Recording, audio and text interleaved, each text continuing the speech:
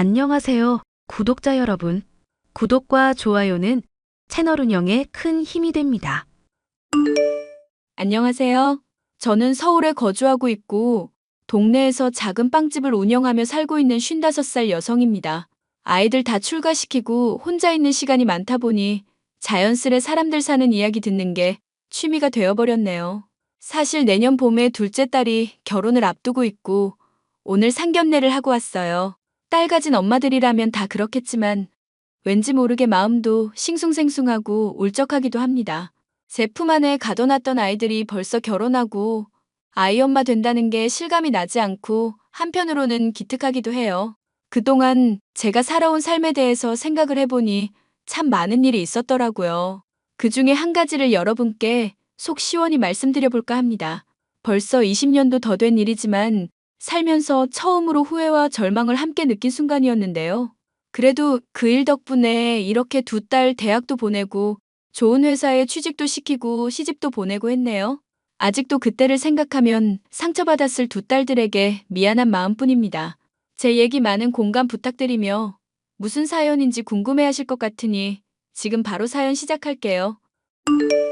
언니, 이번에 나 전교 1등 했다. 드디어 수혁이 이겼어. 우와, 대단한데? 그렇게 밤새워서 공부하더니 공부한 보람이 있네. 그럼 내가 누군데? 나 나중에 의사 될 거라고. 벌써 꿈까지 정한 거야? 언니는 네가 마음 편히 하고 싶은 거 하면서 살았으면 좋겠는데. 엄마 아빠도 없는 마당에 내가 열심히 공부해서 언니 호강시켜줘야지. 아이고 기특해라. 수아가 커서 효도하는 게 빠르지 않을까? 에잇, 수아는 이제 2살인데? 내가 얼른 커서 언니한테 효도할게. 돈 많이 벌어서 개인 병원도 차릴 거라고. 그나저나 형부는 오늘 늦게 들어오셔? 아니, 일찍 퇴근할 것 같아. 왜? 무슨 일 있어? 아니, 통닭 먹고 싶어서. 형부랑 같이 먹고 싶은데 맨날 야근하시니까 마주치질 못해서. 형부가 그렇게 좋니? 그럼 좋지. 처음엔 어려웠는데 지금은 그냥 오빠 같아. 좋다면 다행이네. 언니가 형부한테 오면서 통닭 사오라 할 테니까 학원 끝나고 집에 와서 같이 먹자. 우와, 언니 정말 최고야. 그럼 이따 봐. 저는 대학에 들어간 지 얼마 안 된 시점에 한 동네에서 자란 소꿉친구와 연애를 시작했습니다. 부모님끼리도 서로 잘 아는 사이였고, 오랜 친구와 연애를 한다는 게 익숙하지 않았지만, 그만큼 서로 사랑했답니다. 그러던 와중에 저희 부모님이 해외여행을 다녀오시다 비행기 사고로 황망히 세상을 떠나셨습니다. 아직 졸업을 하지 못한 시점에 부모님의 죽음은 더할 나위 없이 큰 충격이었죠. 더군다나 10살이나 차이 나는 여동생이 한참 예민하고 부모님의 손길이 필요한 시기라 앞날이 캄캄했더랬죠. 그 와중에 다행인 건 사업을 하시던 부모님이 남겨주고 가신 약간의 재산이 있어서 먹고 사는데 지장은 없었습니다. 그렇게 힘겹게 부모님을 보내드리고 대학 졸업반이 되었는데 갑작스레 아기 천사가 찾아왔어요. 무척이나 당황스러웠고 아직 여동생도 제대로 건사하지 못하는 입장에 제가 아이를 키울 수 있을까 큰 걱정이 앞서더라고요. 며칠을 고민하다 남자친구에게 임신 사실을 알렸고 남자친구는 고민도 하지 않고 이를 시부모님께 알렸어요. 엄마, 사실 드릴 말씀이 있어요. 혼날 각오하고 말씀드리는 건데 너무 놀라지 않으셨으면 해서요. 뭔데 그래? 뭔데 이렇게 뜸을 들여? 말 안 하는 것도 예의가 아닐 것 같아서. 사실 우리 아이 생겼어요. 아이, 누가, 네가? 잠깐만. 지금 선주가 임신을 했다는 거니? 네, 어머니. 이렇게 갑작스레 말씀드려 죄송해요. 저희가 피임을 한다고 했는데 정말 죄송합니다. 엄마, 그래도 내가 선주 책임질게. 미안하지만 나 선주랑 결혼할래요. 야, 이놈아, 그건 당연한 거지. 남의 집 귀한 딸 결혼하기도 전에 임신시켜놓고 책임도 안 진다고 하는 거면 망할 놈인 거야. 응. 엄마 화 안 내? 나 막 안 때려? 왜 반응이 의외라서 놀랐냐? 아이 가진 게 왜 맞을 일이야. 시기가 조금 안 맞긴 하다만 새 생명을 가졌다는데 축하해줘야지. 어머니, 감사해요. 그리고 죄송하고요. 너는 뭘 그렇게 죄송하니? 너희 둘이 연애한다고 했을 때부터 이미 어느 정도 짐작은 했었다. 젊은 남녀가 그럴 수도 있지. 이 아줌마도 내 나이에 기성이 나왔는걸? 어떻게 말씀드릴까 했는데 좋게 봐주셔서 정말 감사합니다. 너무 마음 쓰지 말아라. 하늘에 있는 진경이랑 나랑 몇십 년 친구인데 진경이랑 약속한 게 있다. 진경이 딸은 내 딸이나 마찬가지야. 이젠 시어머니가 될 테지만 엄마, 그럼 우리 허락해 주는 거야?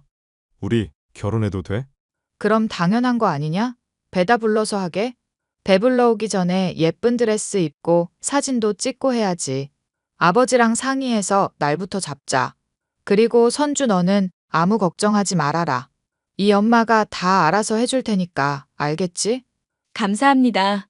어머니 제가 살면서 잘할게요.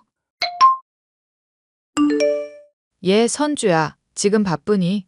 아니에요, 어머니. 이제 학교 끝나고 아르바이트 가려고요. 아니, 아르바이트 아직도 해? 아이도 생긴 애가 무슨 일이야? 괜찮아요. 학원에서 보조 강사하는 거라 힘든 것도 없고, 저도 공부해서 현주 가르쳐 줘야죠. 현주가 워낙 똑 부러지잖니. 가만히 둬도 알아서 잘할 것 같은데. 그나저나 안 그래도 현주 얘기 좀 하려고. 현주요? 왜요? 현주가 또 뭐 사고 쳤어요? 아니, 그게 아니라 네 시아버지랑 오랫동안 고민했는데 말이다. 너도 알다시피 우리가 이번에 이사해서 집이 좀 넓어졌잖니? 그래서 현주를 데려올까 싶어서. 네? 현주를요? 그래, 너희 결혼하면 신혼집 얻어서 나가야 하고. 그럼 그 집에 현주 혼자잖아. 우리도 아들 하나 있는 거 내보내면 적적하기도 하고. 너희 같은 딸들 있었으면 했거든. 그래서 겸사겸사 현주 데려올까 했던 거야. 그럼 어머니가 너무 고생하시잖아요. 제가 어떻게 그걸 보고 있어요.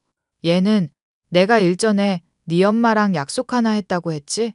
우리가 태어나고 같이 자라면서 누군가 먼저 죽게 되면 서로 자식을 돌봐주기로 했단 말이야.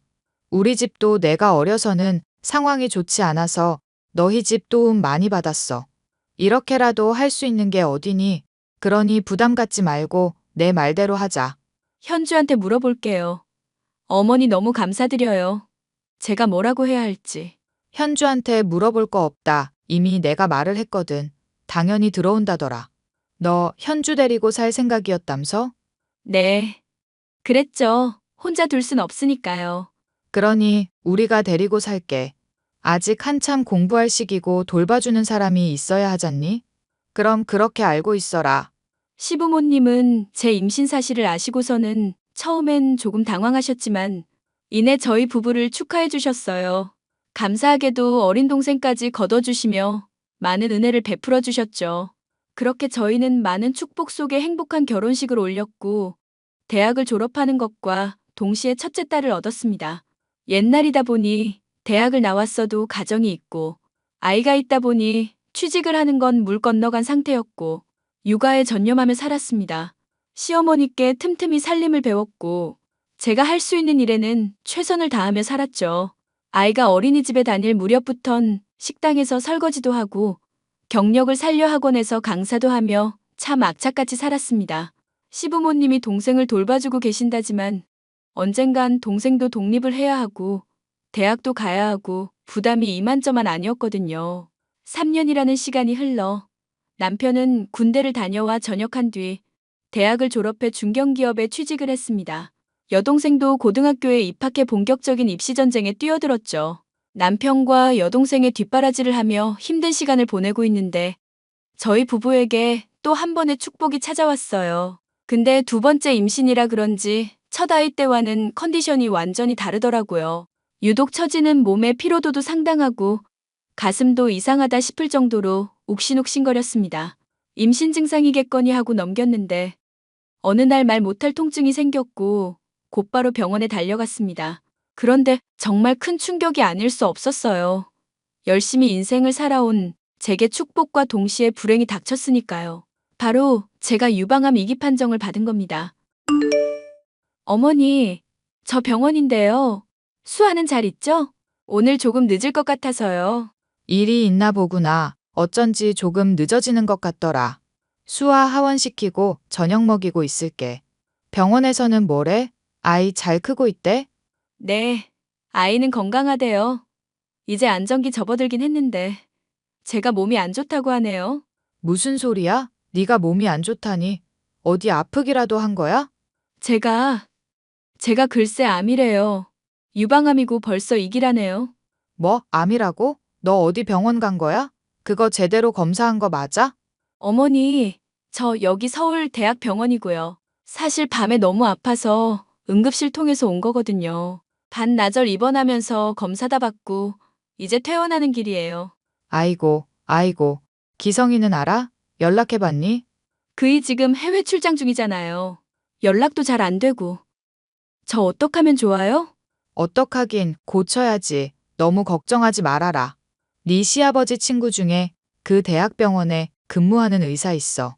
내가 알아볼 테니까 아무 걱정하지 마라.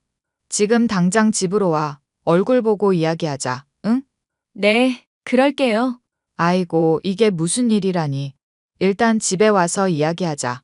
그렇게 병원에 다녀와 한동안 정신을 차리지 못했던 것 같습니다. 정말 오만 가지 생각이 다 들더라고요.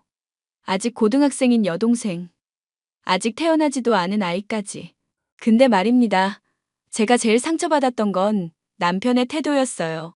오랜 시간 알고 지낸 사이라 서로에 대해 잘 알고 있다 생각했고, 그 누구보다 제 편이 되어줄 것 같았지만 전혀 아니었습니다. 회사 일이 바쁘다는 이유로 매일같이 야근해 잦은 출장에 얼굴도 보기 힘들었거든요. 그때 알아챘어야 하는데 아이들도 있고 제가 너무 안일하게 생각했었나 봅니다. 며칠 만에 만난 남편에게 제가 암이라는 사실을 힘겹게 털어놓으니 대뜸 보험 이야기부터 하더군요. 여보, 나 사실 할 말 있어.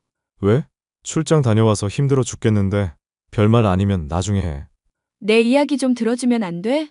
나 며칠 전에 쓰러져서 병원에서 정밀 검사 받고 왔거든. 근데 암이래. 유방암. 뭐? 그게 사실이야? 뱃속의 둘째는 어쩌고? 아이는 다행히 무사하대. 진짜 다행이네. 당신 보험은 다 들어둔 거야? 뭐라고? 보험이라니. 아니, 냉정하게 들릴지 모르겠지만 현실적으로 생각해야지. 아이들도 있고 남은 가족들 생각해서 만약의 경우를 대비해야지. 당신 진짜 너무한다. 내가 아프다고 하면 괜찮냐고 물어보는 게 먼저 아냐? 야, 너랑 나 사이에 그런 게 꼭 필요하냐? 말 안 해도 알아야지. 그리고 유방암이라고? 지금 몇 기인데? 지금 이기라 초기이긴 한데 빨리 수술해서 항암 치료 시작하는 게 좋긴 하대. 근데 임신 중이라는 게 마음에 걸려서. 병원에 다시 한번 물어봐. 임신 중에도 항암할 수 있어. 그리고 웬만하면 수술하지 마. 그거 가슴 다 도려내야 하는 거잖아. 경우에 따라서는 그러겠지. 그래서 내가 고민인 거야. 잡생각도 들고. 가슴 수술하면 볼품 없어지니까 최대한 수술은 하지 마. 그나마 봐줄만 했던 게 가슴인데 없어진다고 생각하니 끔찍하네. 뭐? 지금 말 다 했어? 당신 제정신이야? 도대체 나한테 왜 그래? 내가 뭘? 너도 이 정도면 눈치챘을 거 아니야? 내가 맨날 야근하고 출장 다니고 그러면 보통 다 눈치챘을 텐데. 일단 알았어. 병원에 검진 계속 다녀야 하니까. 바쁜 사람 붙잡아서 미안해. 저는 남편의 마지막 말이 귀에 들어오지도 않았습니다. 임신한 아내가 암에 걸렸다는데 눈 하나 깜빡하지 않고 보험 이야기를 하지 않나. 괜찮냐는 말 한마디 없었거든요. 죽을지도 모르는 병에 걸렸다는 사실만으로도 충격인데 남편의 태도로 깊은 상처를 받고 말았어요. 아이는 시어머니가 봐주시고 저는 주기적으로 병원에 다니며 검사도 받고 향후 치료 계획을 세웠습니다. 다행히 안정기가 지난 시기라 항암 치료가 가능하다는 말을 들었고 수술을 하면 예후가 좋을 것이라는 말도 들었어요. 더 고민할 것도 없었습니다. 남편은 출장을 갔고 저는 병원에 입원해 제일 빠른 날짜로 수술을 받게 되었죠. 시아버님의 도움으로 예정보다 빠른 시일에 수술을 끝마칠 수 있었고 항암 치료도 받기 시작했습니다. 그렇게 집에서 건강관리에 신경 쓰며 예전과 같이 지냈어요. 그런데 말입니다. 제가 남편과 이혼을 결심하게 된 일이 발생해요. 샤워를 하고 수술 부위가 살짝 떴나 연고를 바르려 옷을 들쳤는데 남편이 그 모습을 보고 소리를 치는 게 아니겠어요? 영문도 모르고 듣고만 있던 저는 남편과 큰 소리로 싸우게 되었습니다. 당신, 지금 내가 보는 게 설마 수술한 거 아니지? 가슴이 왜 그래? 뭐긴 유방암 수술한 거지. 원래 겨드랑이 쪽 절개해서 간단하게 하려 했는데 위치가 애매해서 어쩔 수 없었어. 어이가 없다, 진짜. 그 수술 제대로 한 거 맞아? 왜? 수술 경과 좋다고 하고 지난주부터 항암 치료 시작했어. 야, 내 말 기억 못해? 내가 유방암 수술하면 이혼한다 했지. 가슴 한 짝 없는 년이 여자냐? 뭐? 지금 말 다 했어? 어떻게 나한테 그런 말을 해? 내가 성형을 한 것도 아니고 유방암 수술 받은 거잖아. 그게 미용 목적이야? 괜찮냐는 말 한마디가 그렇게 어렵냐고. 초기였으면 항암 치료만으로도 암 치료 가능한 거 아니야? 가뜩이나 유일하게 볼개 가슴인데. 너 어쩌자고 수술한 건데? 어쩌자고? 난 암에 걸리면 그냥 죽어야 돼? 수술이 필요하니까 한 건데 왜 그딴 식으로 말을 하지? 아, 다 필요 없고 너 이혼 준비해라. 네, 가슴만 보면 토 쏠려서 못 살겠다. 네가 원인 제공했으니까 위자료 준비해놔. 이게 말이나 되는 경우니? 그래. 나랑 이혼해줘서 너무 고마워. 너 같은 인간이랑 살 바엔 차라리 나 혼자 사는 게 낫지. 이혼? 까짓것 하자. 반응이 왜 이래? 너 뭐가 그렇게 당당한데? 당당하긴. 원하는 대로 해준다고. 뭐가 문젠데? 어머님이랑 아버님한테는 내가 직접 말할 테니까 그렇게 알아. 아이들도 내가 직접 키울 거야. 꼴에 자존심은 있어가지고 그래, 빠른 결정 고맙다. 네가 빨리 끝내줘야 내가 지영이랑 재혼하지. 아, 당당하게 바람까지 피우셨네. 그래, 너랑은 다르게 아주 쭉쭉빵빵에다가 돈도 많아. 당신이란 사람을 내가 그동안 단단히 착각했나 보네. 이런 사람인 줄 몰랐어. 내가 어땠는데? 난 예전이나 지금이나 여전히 나라고. 네가 물러터진 거지. 그래, 그렇게 생각해. 당신 말대로 이혼해 줄 테니까 더 이상 나한테 그딴 모욕 주지 마. 용서하기 어려울 것 같으니까. 용서는 무슨... 야, 네 가슴이나 보고 말해. 그게 여자냐고. 너 이제 어떻게 살래? 적어도 너보다는 나은 삶을 살 테니까 신경 꺼. 넌 어디까지나 외간 여자랑 바람피운 불륜남이니까. 어디 가서 애들 아빠라고 하지도 마라. 호까지 떼줘서 정말 고맙다. 그렇게 저는 남편과 이혼을 하기로 했어요. 당연히 이 사실은 시부모님께도 알렸습니다. 그런데 웬걸요? 시부모님이 저에게 무릎을 꿇으시더니 대뜸 사과를 하시는 게 아니겠어요? 알고 보니 남편이 허구한 날 야근, 출장, 여행 등 집을 비우는 일이 많아지니 의심을 하셨다고 해요. 제가 수술하고 회복하는 동안 남편의 뒷조사를 하신 겁니다. 시아버지도 법률 계통에서 일하시던 분이라 의심 가는 건 꼭 확인을 해봐야 하는 버릇이 있으셨거든요. 덕분에 저는 제 힘 안 들이고 남편의 불륜 사실과 증거들을 모두 모을 수 있었어요. 회사에 입사하고 얼마 되지 않은 시점부터 지금까지 오랜 시간 만나왔고 정말 지내도 너무 친한 사이더군요. 따로 오피스텔을 얻어 둘만의 아지트에서 지속적인 만남을 가진 거였고 남편은 두 집 살림을 하고 있었던 겁니다. 딸 같은 며느리가 아픈 것도 모자라 남편의 외도로 속이 썩을 걸 생각하니 마음이 아프셨다고 해요. 저는 시부모님의 도움으로 변호사를 선임해 남편에게 이혼 소송을 걸었습니다. 동시에 정신적 피해 보상을 요구했고 상간녀 소송도 진행했죠. 야, 너 제정신이야? 너 지금 당장 소송 취하 안 해? 내가 왜? 자기가 먼저 이혼하자며 원하는 대로 해준다는데 왜 그래? 위자료에 양육비에 그리고 상간녀 소송까지 했더라. 우리 지영이가 무슨 죄가 있다고. 너 당장 소송 취하 안 해? 내가 너 역으로 고소해버리는 수가 있어. 무슨 증거로 상간녀 소송을 건 거야? 당신이 생각하는 그 이상으로 아주 철저하게 준비했으니까 확실하게 끝내자. 야, 이기성, 너 정신 안 차릴래? 아무리 내 배 아파 낳은 아들이라지만 네가 어떻게 선주한테 이럴 수 있니? 엄마, 뭐 모르면 가만히 계세요. 이 사람 볼품도 없고 그냥 부부 사이 일이니까 알아서 하게 두시라고요. 내가 네 아버지랑 널 어떻게 키웠는데 이따위야. 지영인지 지연인지 그녀는 곧 내 손에 죽을 줄 알아. 너는 앞으로 집에 들어오지 마. 엄마, 자식은 저예요. 선주가 아니라 제가 아들이라고요. 아들 편을 들어야지. 선주 인연 내 허락도 없이 멋대로 수술하고 아주 이기적이라니까요. 안 닥쳐? 어머니한테 소리치지 마. 너 그렇게 안 봤는데. 실망이다. 선주 지금 홀몸도 아닌데 네가 어떻게 이래? 아프면 당연히 치료를 받아야 하고 네 욕정 채우자고 병을 키워야 하니? 너 앞으로 내 자식 아니다. 너 같은 쓰레기를 데리고 살 바에야 차라리 포기하는 게 낫지. 와, 선주 너 대단하다. 우리 엄마까지 그새 구워 삶았어? 말은 가려서 하자. 구워 삶다니? 당신이 신경 안 쓰는 동안 난 내 할 도리 다 한 거야.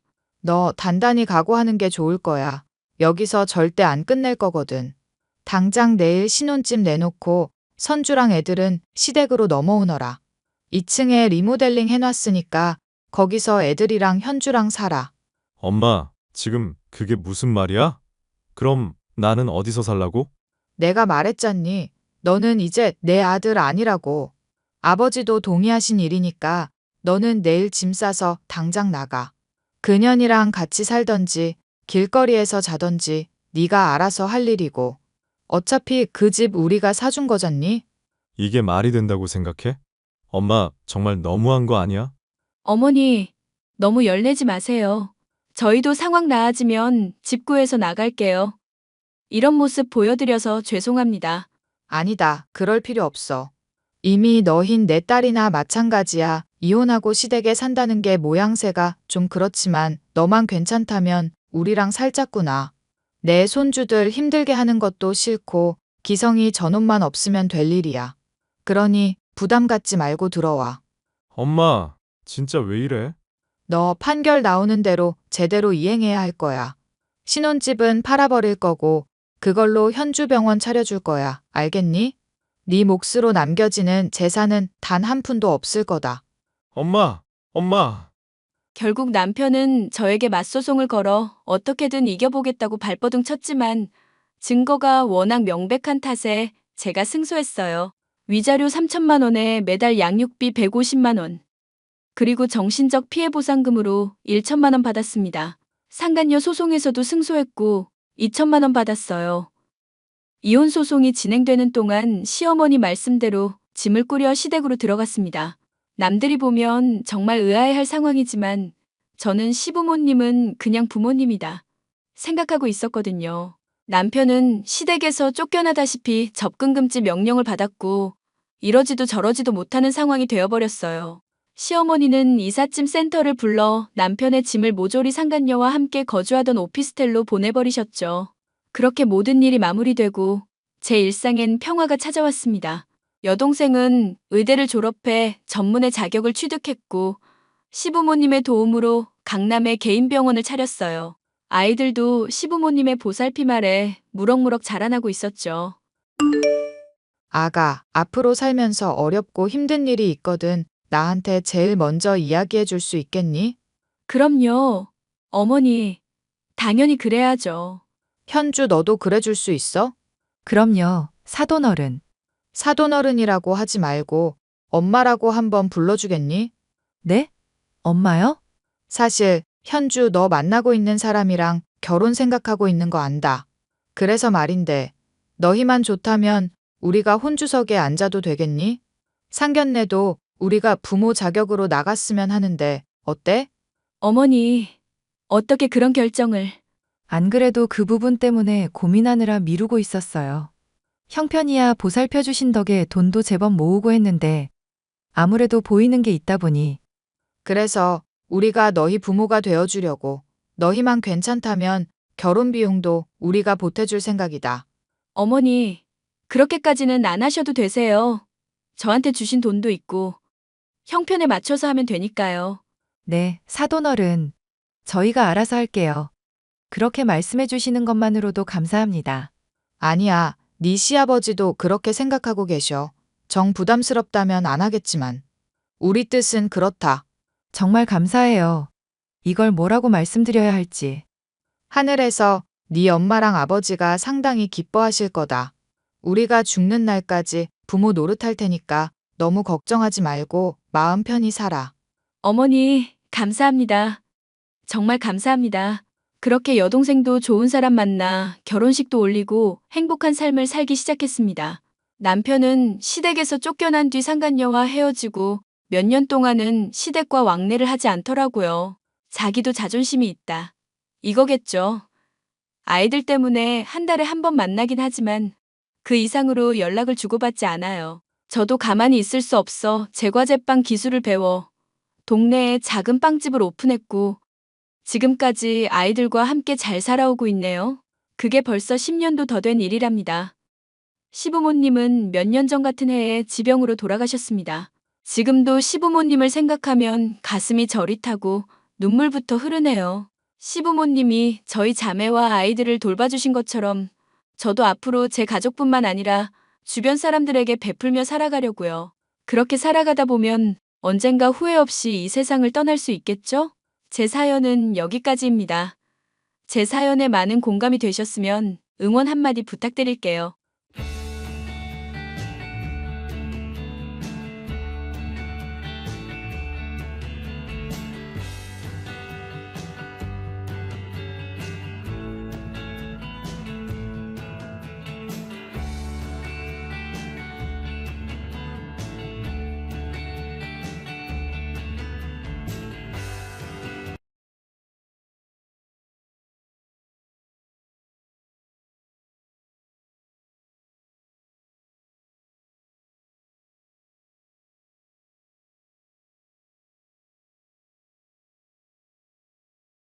안녕하세요, 구독자 여러분.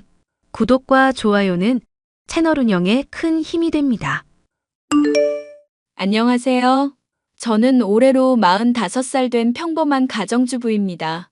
친정 형편이 좋지 않아 남들과는 조금 다르게 유년 시절을 보냈어요.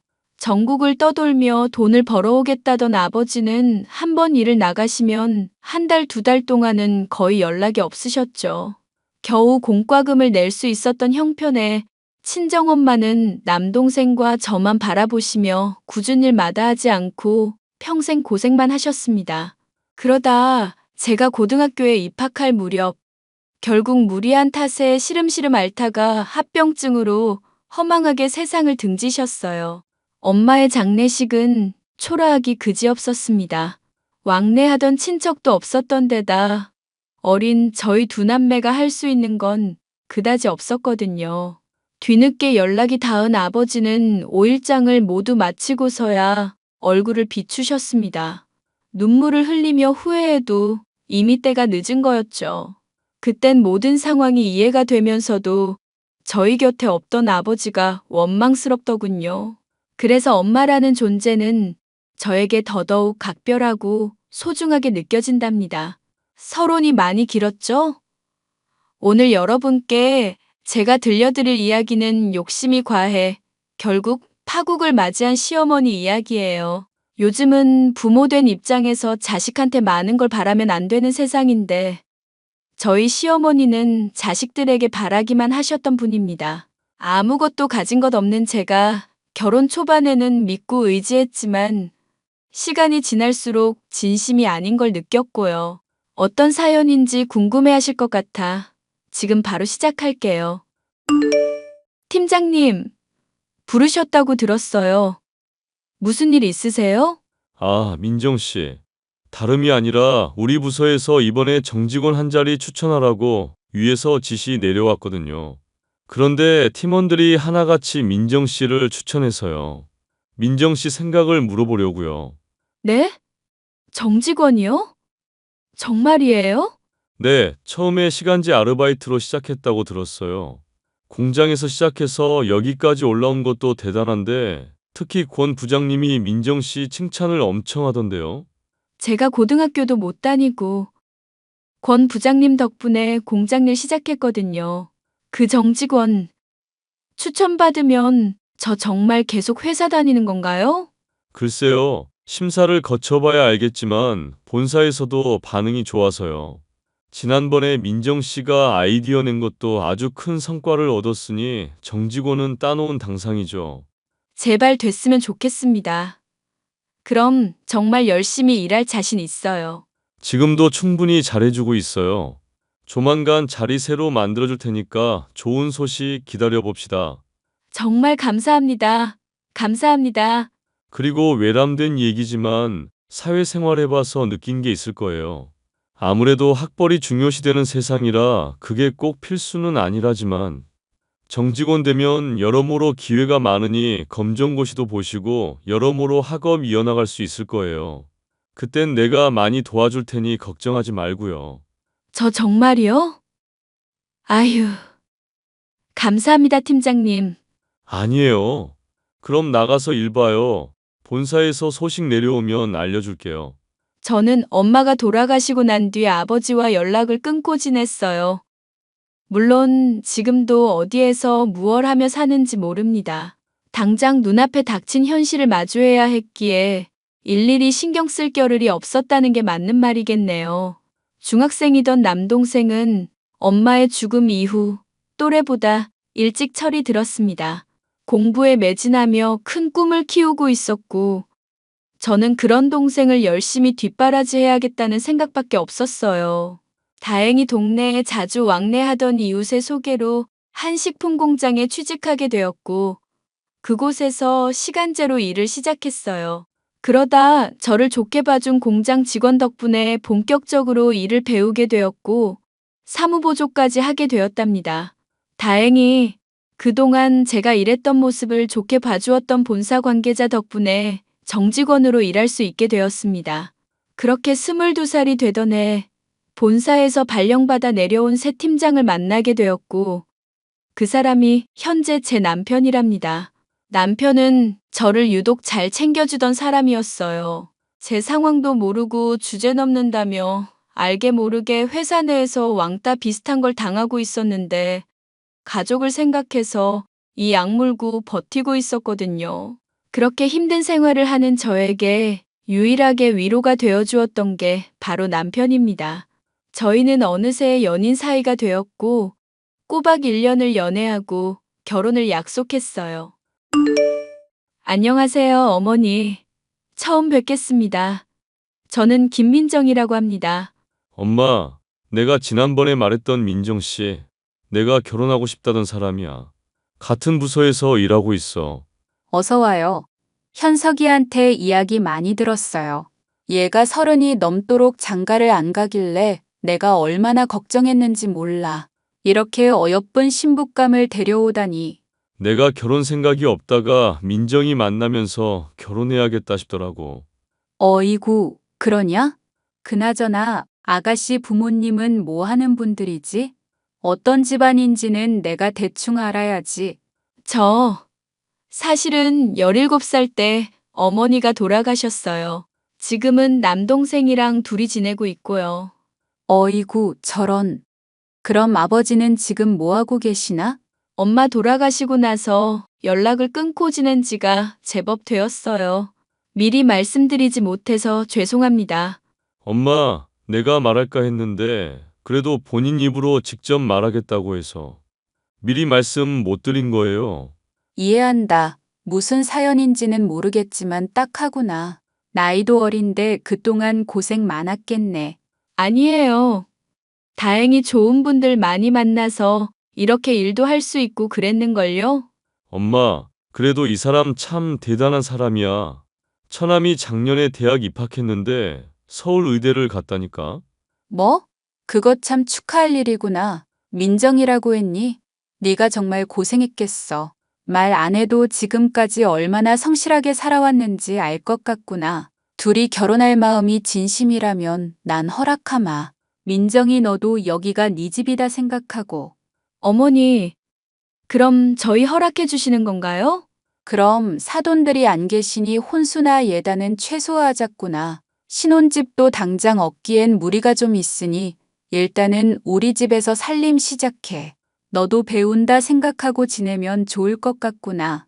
사돈 총각이 걱정되면 지척에 방 하나 구해서 왕래해도 되고. 어머니, 그렇게 말씀해 주셔서 감사합니다. 동생은 서울에서 대학 다니고 기숙사 생활하느라 괜찮아요. 저희가 살던 집 있으니 그대로 두고 제가 자주 왔다 갔다 해야죠 뭐. 정말 감사합니다. 제가 정말 잘할게요. 결혼 허락을 받으러 간 자리에서 시어머니는 저에게 누구보다 따뜻한 시선으로 바라봐 주셨습니다. 가족의 정이 그리웠던 저로선 그 눈빛이 얼마나 반가웠고 고마웠는지 몰라요. 그렇게 저와 남편은 혼인신고를 하고 시댁에 들어가 신혼생활을 시작했습니다. 당시 회사를 다니며 집안 살림도 배우고 며느리로서 도리를 다하려고 무진장 애를 썼는데 여간 힘든 게 아니었어요. 그러다 지쳐갈 때쯤 저희 부부에게 아기 천사가 찾아왔고 몸조리를 해야 한다는 생각에 결국 회사를 관두게 되었습니다. 아이가 태어나고 자라면서 하루하루 살아가는 게 정말 기쁘고 벅찼는데 조금의 변화도 있었어요. 바로 시어머니가 처음과는 다른 태도로 저를 대하셨거든요. 다정다감하고 세심한 그런 모습은 온데간데 없고 저를 못 잡아먹어서 안달이셨어요. 저는 제가 실수를 많이 하고 덤벙거림이 잦아서 그저 잔소리하는 줄로만 알았습니다. 그 무렵 시동생 부부가 결혼을 했고 몇 번은 얼굴도 자주 보고 살가운 분위기였는데 어느 순간 발길을 끊더라고요. 여보, 도련님은 왜 집에 자주 안 오셔? 일이 많이 바쁘신가? 나중에 알려줄게. 지금은 당신한테 말해줄 상황이 아니야. 무슨 일 있는 거야? 연락도 자주 없으시고, 동서도 처음에는 안부 연락도 잘하더니, 이제는 그마저도 안 하는 것 같아서, 무슨 일 있는 건 아닌가 싶네. 걱정돼. 그게 사실은 재수 씨가 엄마랑 좀 싸웠거든. 재수 씨 성격 센 거 알지? 내가 엄마한테 그러지 말라고 했는데 그 고집이 어디 가겠어? 왜? 뭔데 그래? 당신도 요즘 느끼고 있지 않아? 우리 엄마 처음이랑 많이 달라진 거. 그야, 내가 실수도 많이 하니까, 은진이 챙기면서 살림도 하랴 이것저것 정신없거든. 그래서 성에 안 차시니까 그러실 수 있지. 아니, 내가 처음엔 아무 생각이 없었어. 근데 현준이가 연락 와서 하는 말이 계속 엄마가 이런 식이면 자식들 다 잃는다고 그런 말을 하더라. 엄마랑 싸우고 나서 연락 온 거라 앞뒤 내용 들은 게 없어서 좀 벙찌긴 하지만 혹시 엄마가 괴롭히거나 그래? 무슨 그런 말을 해? 어머니가 날 괴롭히다니. 아니, 혹시나 해서 아니면 말고. 그나저나 요즘 회사 사정이 좀 안 좋다는데 임원진들 회의 소집하고 난리도 아니야. 우리 밑에 있는 사람들만 죽어나게 생겼어. 그러다 큰일 나는 거 아니야? 글쎄, 잘못되면 다 잘리는 거지 뭐. 아무튼 혹시라도 최악의 경우에 내가 다 생각해둔 게 있으니까 당신은 너무 걱정하지 말고 있어. 알겠어. 뭐든 해먹고 살면 되니까 난 당신 믿어. 그냥 무슨 문제가 있는 것 같았지만 따로 물어보진 않았습니다. 저와 남편은 혼자 시간을 많이 보내는 시어머니를 정말 살들이 모셨어요. 저는 아침부터 저녁까지 새끼를 꼬박 차려드렸고 아프거나 불편하신 데는 없는지 수시로 들여다보면서 말이죠. 그러다 저희 가족에게 한 번의 위기가 찾아옵니다. 바로 남편이 회사가 어렵다는 이유로 권고사직을 당한 거였어요.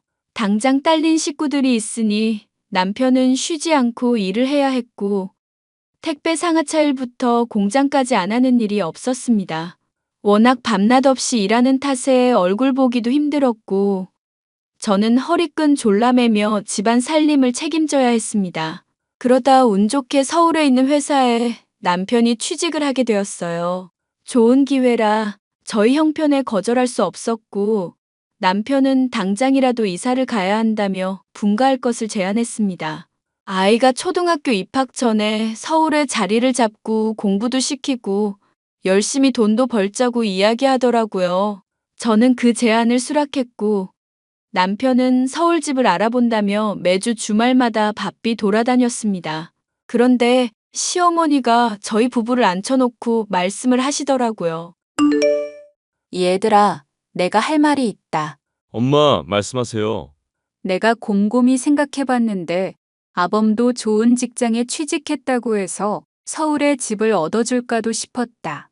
그런데 자리 잡으려면 시간도 좀 걸릴 것이고 너희도 알다시피 작은 애가 집에 통 오질 않잖니. 지 마누라한테 잡혀서는 거의 인연 끊을 기세더구나. 현준이가 그래요? 엄마랑 인연을 끊자고? 그렇게 말은 안 했지. 걘 종종 연락 와서 안부 묻긴 하더라. 근데 며느리라고 있는 게 몇 번 혼냈더니 어쩜 그렇게 발길을 싹 끊냐? 부잣집 딸내미라 그런가 자존심이 영. 아무튼 알아서 잘 먹고 살라고 하고 나는 내가 가진 재산 모두를 너희에게 주려고 한다. 엄마, 갑자기요? 아직 정정하신데 왜 그런 말을 해? 어머니, 왜 그러세요? 무슨 일 있으신 거예요? 아니다. 노인네가 살면 얼마나 산다고 다 쥐고 있니? 그러니 큰애 자리 잡고 형편 나아질 때까지만 너희 분가하지 말고 여기 살아라. 현석이 너는 회사 다녀야 하니까 작은 방 구해서 살던가 그러고. 뭐, 상관은 없는데 저희도 상의를 해봐야 하는 문제라서요. 이미 집도 보러 다니고 해서. 아니, 그럼 날 두고 간다는 얘기야? 이 넓은 집에 나 혼자 덩그러니 있으라고? 도대체 아들이라고 꼴랑 2명 있는데 어쩜 다 이기적이니? 그동안 내가 너희들 키우느라 고생한 게 얼만데. 엄마, 그게 아니라 그런 뜻으로 말한 게 아니에요. 누가 엄마 안 모신대? 이사가도 자주 내려올 거고. 이 사람이 워낙 엄마 잘 챙기잖아요. 그래서 서운해서 하는 말이야. 하루아침에 다 나가버리면 나 혼자 무슨 재미로 살라는 거니? 고려장도 아니고 혼자 살다 죽으라는 거밖에 더 되니? 어머니, 무슨 말씀을 그렇게 하세요? 어머니가 원하는 대로 할게요. 여보, 내가 어머니 모시고 여기 있을게요. 어머니 나이도 있으시니까 돌봐드려야 하는 건 맞아. 은진이도 여기서 학교 다니는 게 더 편할 거예요. 당신 정말 괜찮겠어? 네, 괜찮아요. 당신도 자리 잡고 어느 정도 나아지면 상황 봐서 살림 합치든지 해요. 당장 회사 생활하느라 힘들 거잖아. 역시 우리 큰며느리밖에 없구나. 내가 말한 대로 너희한테 이 재산 다 물려주마. 그러니 더 바랄 것도 없고 지금까지 해온 것처럼 잘 지내보자. 시어머니는 남편이 서울로 취직을 하고 이사를 가야 할 상황이 생기자 불쌍한 척을 하며 저를 붙잡으셨어요. 솔직히 그동안 모시고 살면서 힘들지 않았다면 그건 거짓말이겠죠. 하지만 며느리로서 제게 가족이라는 울타리를 만들어준 감사함의 의미로 갚으면서 살고 있었거든요. 시동생네와 왕래도 거의 안 하고 동서는 1년에 한 번 볼까 말까 한 사이가 돼버렸습니다. 그런데 서당계도 3년이면 풍어를 읊는다 했던가요? 동서가 왜 시어머니와 싸우고 연락을 끊고 사는지 조금은 알 것 같더군요. 남편이 서울로 가고 시어머니는 이때다 싶었는지 저를 완전 하녀 취급하시기 시작했습니다. 그전에는 잔소리만 하셨지만 이번에는 사사건건 살림 간섭에 사소한 것까지 물고 늘어지는데 정말 미치겠더라고요. 그래도 사람 욕심이라는 게 제가 조금만 고생하면 시어머니가 물려주신 재산으로 저희 가족이 잘 살 수 있겠다 싶은 생각에 정말 이 악물고 버텼습니다. 아이에게 집중을 못하더라도 시어머니의 심기를 거스르는 일은 없게 최선을 다했어요.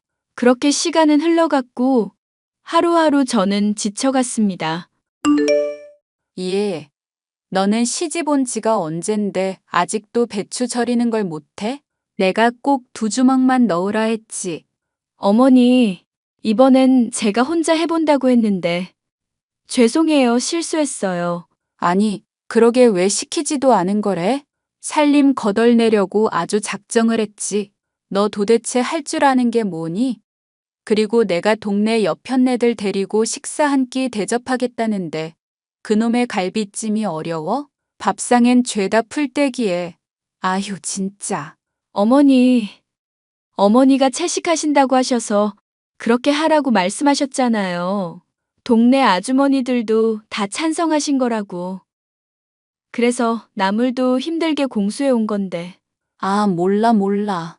여편네들이 겉만 번지르르하다고 뒷말이나 안 하고 다니면 몰라. 아휴 내 속이야. 하나만 속 썩이면 됐지. 그나마 하나 있는 며느리가 쓸모도 없고 내가 전생에 무슨 죄를 지었길래. 네? 쓸모가 없다뇨? 어머니, 저 어머니 모신 것만 10년이 넘어요. 그동안 수발 다 들어드리고 아프시면 병원 다 모셔다 드리고 지난번에 사고 나셨을 때도 휠체어 타자고 하니까 보기 안 좋다면서 저한테 업어달라고 하셨죠? 그때도 군말 없이 다 했어요. 그런 저한테 어떻게 이러세요? 너 지금 나한테 대드는 거냐? 이제 본색을 드러낸다 이거야? 재산 물려준다고 하니 빌빌 길 땐 언제고, 왜? 진짜 이게 너희 거라도 되는 줄 아니? 웃기지도 않는다 얘. 어머니 해도 너무하세요. 저 아무것도 가진 것 없이 시집 온 것도 맞고 보잘것없는 집안인 것도 맞는데요. 어머니가 절 이렇게 대하시면 안 되죠. 제가 어머니 정도 아니고. 동서가 왜 어머님이랑 연락 끊고 사는지 저는 100번 1000번 이해할 것 같네요. 어머니 너무하세요. 결국 시어머니와 큰 말다툼 이후 심란한 하루를 보냈습니다. 그러다 동서한테 웬일로 연락이 오더라고요. 아니나 다를까 자신이 그동안 왜 발길을 끊었는지 이야기를 해주더라고요. 가뜩이나 심란한 마음에 동서의 전화를 받으니 이제는 저도 결정을 해야겠다 싶었습니다. 결국 남편에게 상황 설명을 했고 아이를 데리고 서울로 이사를 가게 되었어요. 그렇게 명절이나 생신, 시댁 행사를 제외하고는 별다른 연락을 하지 않고 지냈습니다. 확실히 해방감이라는 게 뭔지 알겠더라고요. 재산을 물려받지 않아도 좋았습니다. 시동생 부부와 자주 만나며 그동안 누리지 못했던 여가 생활도 하고 어느 누구의 간섭도 받지 않은 채 저희만의 생활을 했어요. 어느덧 몇 년의 시간이 흘러 아이도 고3 수험생이 되었고 시동생 부부는 늦둥이를 얻었답니다. 하지만 시어머니라는 시련은 소소한 행복을 느끼며 살던 저에게 다시 한번 다가왔습니다. 얘, 요즘 통 연락도 없고, 은진이랑 다 잘 살고 있지? 네. 어머니, 저희는 잘 지내고 있어요. 무슨 일 있으세요? 꼭 무슨 일이 있어야 연락한다니. 사실은 내가 얼마 전에 병원을 다녀왔는데 말이다. 상태가 좋지 않더구나. 네? 병원이요? 상태가 좋지 않다는 말은 뭔데요? 어디 편찮으세요? 애미야, 이런 말 하기가 쉽지 않은데. 사실 내가 죽을 병에 걸렸다는구나. 1년 내로 죽는다는데. 네? 그게 무슨 말씀이세요? 건강하셨잖아요. 갑자기요? 무슨 병인데요? 암이라고 하는구나. 검사랑 검사는 다 해봤지. 길어봤자 1년이라고 하는데. 어머, 어머니 어떡해요? 어머니가 암이라니. 이거 그이도 알아요? 동선애도 아냐고요. 아니, 너한테 제일 먼저 연락한 거다. 그래도 널 제일 믿고 의지했잖니. 아니, 저 지금 너무 충격이에요. 어머니 그래서 지금은 어디세요? 나야 집에 있지. 통원 치료하면서 수술 날짜 잡고 항암 치료하면 된다는데 너무 겁이 나는구나. 어머니, 걱정하지 마세요. 요즘 의료기술 좋아져서 완치 받으실 수 있어요. 제가 그이한테 말하고 내려갈 테니까 기다리세요. 그래서 말인데, 은진이도 수능 앞두고 있고, 너한테 이런 말 뭐하지만 남은 내 1년이라는 시간 동안 같이 살면 안 되겠니? 죽기 전까지 간병해주면 이 집이랑 모든 재산 다 너한테 주마. 네? 어머니 그런 말씀 마세요. 아무튼 그이한테 말하고 내려갈게요. 몸조리하고 계시고요. 저에게 들려온 소식은 느닷없는 시어머니의 암투병 소식이었어요. 길어봤자 1년이라는 시간이 남았다며 한참을 우시더라고요. 사람이 죽을 병에 걸렸다는데 단번에 그걸 의심할 사람은 없지 않나요? 그래서 남편과 딸아이에게 이 사실을 알리고는 급한 대로 짐을 꾸려 시어머니에게 내려가기로 했습니다. 내려가기에 앞서 수험생 신분인 딸을 위해 먹을 것, 건강식 등 이것저것 준비해 놓느라 며칠의 시간이 걸렸어요. 그런데 왠지 모르게 찜찜한 기분이 계속 드는 겁니다. 남편도 회사에서 자리 잡고 저희도 형편이 많이 나아져서 남부럽지 않게 잘 살고 있었는데 느닷없이 닥친 상황에 정신이 없기도 하고 도대체 제 인생에 왜 이런 먹구름이 들이우나 싶었죠. 무거운 마음으로 시댁에 내려갈 준비를 하고 있는데 동서에게 연락이 왔습니다. 형님, 아직 안 내려가셨죠? 절대 가시면 안 돼요. 절대. 응? 동서 웬일이야. 이 늦은 시간에 잠은 안 자고. 아니, 며칠 전에 그이한테 들었는데 은진이랑 아주버님 내버려 두고 시댁에 내려가신다면서요. 제가 그 소리 듣고 얼마나 기가 찼는데요. 어머니가 아프시다고 그랬어. 암이라고 하시는데. 일단 내려가서 상황 파악을 좀 해보려고. 아니, 형님, 그냥 가지 마세요. 어머니 생쇼 하시는 거라고요. 아직도 모르시겠어요? 동서 그게 무슨 소리야? 어머님이 생쇼 하시는 거라니? 저 결혼한 지 얼마 안 돼서 어머니랑 싸운 거 기억하세요? 10년도 더 된 일인데 그때 온갖 핑계 다 대면서 자기 데리고 살라고 하더라고요. 모시고 살면 재산 다 물려준다고 하면서. 아, 그래서 싸운 거야? 근데 그게 지금 어머니 아픈 거랑 무슨 상관이야? 내가 모르는 뭔가라도 있어? 형님, 사실 제가 이 말까진 안 하려고 했는데 어머니 저번 달에 저한테 전화 오셔서 한참을 우시길래 왜 그러냐 물었더니 형님한테 한 것처럼 암이라고 하는 거예요. 근데 아무한테도 말하지 말라길래 저는 그게 너무 수상해서 뒷조사를 좀 했거든요. 병원 어디냐고 물어봐도 대답도 안 하고. 어머, 설마 거짓말하신 거야? 제 얘기 들어보세요. 아무튼 제가 너무 답답해서 어머니 상태 좀 알아보려고 병원 쪽에 아는 사람이 있어서 수소문했는데 글쎄 어머니가 병원 다닌 기록도 없고 뭣도 없는 거예요.